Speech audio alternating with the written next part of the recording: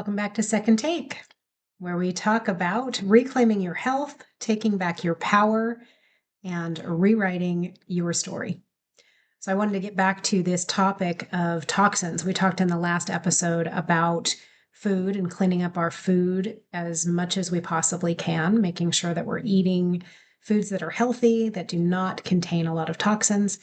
And I mentioned earlier this MTHFR gene that myself and my family were lucky enough in the gene pool lottery to get that gene. And that does mean that you have a more difficult time in processing toxins. There's a lot more to it than that, but I won't get into it for the sake of this video. But suffice it to say that one of the important things, if you have this gene, is cleaning up your environment as much as possible so that you can minimize the amount of toxic ingredients that are in your environment. The more you do that, the more you minimize those toxins in your environment, the more your body can utilize its resources to get rid of the toxins that you do get and thereby maintain its health. So for those of us who have a hard time discharging these toxins, getting them out of our body, if you then have toxic air and toxic food, toxic water, toxic products that you put on your body, toxic areas in your home, now you've got a problem. I've heard of people using the bucket analogy that your body as the bucket can only hold so much, and that once we put too much into that bucket, it's going to spill over. And that's really what happens with the toxins that are in our environment day to day. So I want to talk about a couple other areas that we can have these massive toxins and may not recognize them. One of the biggest that I had in my environment that I did not recognize was an issue until much later was the Glade plugins, or Febreze, or any of the other types of things that we use to give us nice smelling air in the home.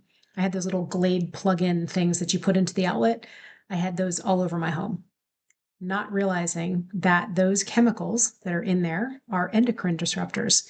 They disrupt your hormones to the point where your body has a really hard time creating and maintaining its hormonal balance. I didn't know that. So I had these damn Glade plug-in things all over the place because I loved the house smelling like cinnamon or fresh rain or whatever other stupid thing that they put on the package. I just thought that was great. And I had them everywhere. Hugely, hugely problematic. So make sure that you don't utilize any of those types of products if you care about the air and maintaining healthy air quality inside your home. So that goes for scented candles, goes for any of the sprays that are out there, like a Lysol or Febreze or any of those types of things. They're all hugely problematic. The best thing that you can do for your indoor air quality is to get a good, strong air filter. The indoor air is actually typically much more problematic for us than the outside air, which I also didn't realize. We've got so many products inside our homes that have fire retardants on them, or formaldehyde, or VOCs, or any of these types of chemicals that are off-gassing from our flooring, from our furniture, from our clothing, from all these things that are in our environment. And in your home, unless you're opening your doors and windows frequently and getting in fresh air, that toxic air is sitting inside your home, and that's what you're breathing day in and day out. So a really strong quality air filter is important. Personally, I use the Air Doctor. I love those. That's actually behind me. You can see a little one here that's in my office, small air Doctor filter in here. And then I have a larger one that's in the main living area. I have one in my bedroom. They're fantastic. I really like that brand of air filter. And it actually, if the air becomes toxic for any reason, like because you're cooking something and it burns or something like that, you'll actually hear it. It'll kick onto a higher level to clean the air. So I do like that air filter. So air filtration is important, and those fragrances that we have are really important. Laundry detergent, that's one that is hugely toxic. I had no idea. We used to use the Tide Pods all the time. That was what I used to clean clothes. I thought that it was great. It worked. is also hugely toxic. Had no idea, no idea that was the case. Um, so one of the main toxins that we often have in our environment are those types of cleaners, whether it is laundry detergent or dish detergent or dishwasher pods that go in the dishwasher. Any of those types of things are typically hugely toxic. Now, you can do your own research if you want to find the particular products that you like. There are many out there that are now jumping on the bandwagon when it comes to getting these non-toxic alternatives, because so many people are becoming aware of these types of toxins in our environment. So there's a lot of information out there, but it's also important that you really look at the labels of those types of products as well, because some of them, though they like to tell us that they're healthy alternatives, they're not. So an example for that is the Myers dish soap, which I thought was a healthier alternative. So I used to buy that quite often until my daughter had a rash on her hands that she couldn't figure out why she was getting this rash. And she did her own research and found out that the Myers soap that I'd been using for years is actually toxic. And that's what she was reacting to. So it's everywhere. These chemicals are pervasive. They're in our environment, in pretty much anything and everything that we touch. So if you're not making sure that you're using a non-toxic alternative, it's likely that the alternative you are using is toxic. So that's another area that we need to actually look at things, is our cleaning supplies, and any other types of soaps, detergents, etc. Using glass instead of plastic. So Tupperware, good old-fashioned Tupperware, or plastic containers. Plastic is hugely toxic and leaches into our food when we have any sort of plastic container that food is sitting in. And if we're heating it in plastic, it's even worse. So one of the things that I did early on was get rid of all of the plastic containers in the kitchen. They've all been replaced with glass. That's a biggie, because those plastics, again, are endocrine disruptors and are forever chemicals, meaning they don't come out of your body once they're in it. So these are other things that are causing our bodies to be unhealthy. And no matter what those symptoms are that you're having, ultimately the root causes of those symptoms are often the same. So for one person, it might show its head because of predisposition or whatever as an autoimmune disease. For another person, it might appear to be just joint pain. For another person, it is heart disease. It depends on your predispositions and your own body, but a lot of times the root causes are the same. So if we can get these toxins out of our environment, your body's then able to free up its resources to be used in building health. So I encourage you to take a look at all the things in your own environment. Are you using Teflon pans to cook in? Teflon is hugely problematic. It's, again, a forever chemical. Are you using the types of detergents that are actually toxic? If they are, then your clothing is now toxic and it's rubbing up against you all day long. So taking a look at what is in the products that you use in your day-to-day life is important. That goes as well for toiletries, body products, any lotion that you're putting on your body. That's another huge area of toxins for us, especially as women. We use makeup on our skin, we use lotions on our body, any of those types of things. Many of them have just incredibly long lists of toxic ingredients. Again, the EWG app that I spoke about on the food episode, that app is able to scan any package that has a barcode on it and tell you whether or not that's a healthy product or not. Hugely helpful and time saving, so that you don't have to just sit there and research all of the ingredients. You can just scan things looking for something that's a more appropriate alternative and healthier for your body.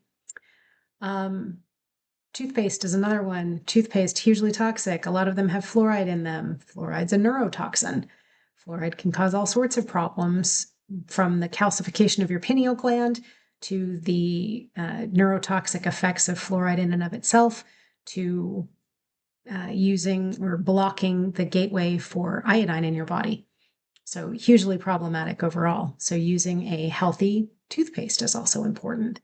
All of these things, whether it's touching your body, whether it's going in your body or on your body, it's important to make sure it's not toxic. medicines? What about over-the-counter medicine? I used to chew on ibuprofen like it was going out of style because I was in pain all the time.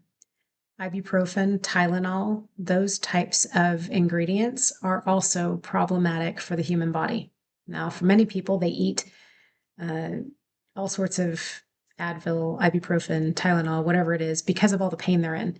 If you make all these other changes and you get these toxins out of your body, a lot of times you're not in pain any longer. So those painful conditions that you thought you just had to live with day in and day out, you'll find that many of those issues are due to all of the toxins in your environment. And if you clean up the toxins, you no longer need those things to manage pain. So that's important as well. Um, there is also something that I haven't done yet myself. I'm still working on this because it's awfully expensive and it is it's something that I'll do over time, but it'll take me a long time. And that's changing out my clothing. So Dr. Heidi Yellen is somebody that you can look up who did a study on the frequency of different fabrics. And as some of you may know, the business that I'm now in is in using bioenergetic frequency healing and using a program called the iMate to help people when they have made all these changes themselves, but they still are struggling. Frequency work, bioenergetics can really help them overcome those challenges and restore the health of their body. So Dr. Heidi Yellen looked into the frequency of fabric and found that synthetic fabrics are actually pulling away from the frequency of the human body. Now, what's interesting about that is a healthy human body has a frequency of 100. A diseased body has a frequency of 15. If you have a piece of clothing that you're wearing that is synthetic, that synthetic clothing is drawing down the frequency of your body. If you have a healthy natural fabric like cotton, then it's adding to the frequency of your body. It can pull up the frequency of your body. So linen and wool are two fabrics that are very healthy. Both linen and wool have a frequency of 5,000. The problem with those two, though, is that you cannot wear them together because they cancel each other out. So if you wear linen and wool at the same time, they actually cancel each other out and you have a frequency of 0. So you want either linen or wool, and those have a frequency of 5,000. So linen sheets, wonderful thing if you can get them for your bed. They are expensive, but they are definitely worth it. Probably one of the best things I've done for my health is investing in linen sheets. I love them. So linen is a great fabric. Cotton is also great. Regular cotton has a frequency of 70. Organic cotton matches the human body, healthy human body at 100. So that's also a great material to have your clothes made of. The synthetics, your rayon, your polyester, any of those types of blends are hugely problematic for the body. Some of you might have heard about the Lululemon leggings recently were in the news because they were found to have hugely toxic ingredients, and then you sweat in them, and that sweat is then reabsorbed by your skin. So you're getting all of those toxins into your body.